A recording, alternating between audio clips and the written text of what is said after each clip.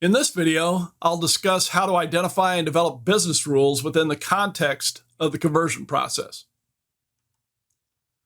When determining business rules, you should start with the objectives for the process as a whole. What are the key objectives of the conversion process? Well, one key objective would likely be that enough finished goods are available to meet demand.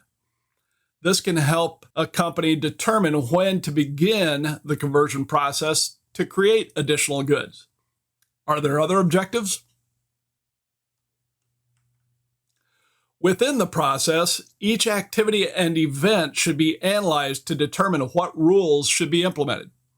Here, we can start considering standard classes of controls, such as segregation of duties, application controls, those types of controls that can be enforced.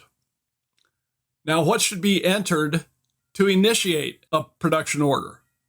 What ranges or limits are there for various fields? How can we implement access controls to prevent unauthorized viewing or entering of data?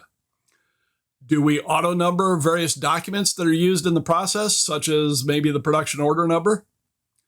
Is an appropriate audit trail generated by the business process?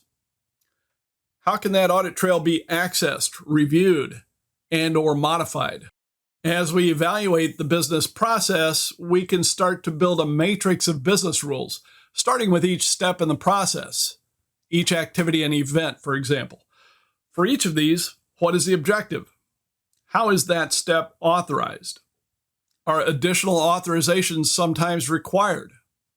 Who has access to this activity? How does the rule affect any gateway involved with the step and subsequent steps? What data store is required? Is it updated? What information in that data store should be available or unavailable? Answering these questions can help determine what physical and automated access controls should be implemented, as well as which application controls should be part of the step. For example, the objective when authorizing production is to ensure that the company maintains enough inventory to meet customer demand. The production manager authorizes most jobs, but we might say if a production run is going to cost more than $25,000, then the owner must step in and authorize.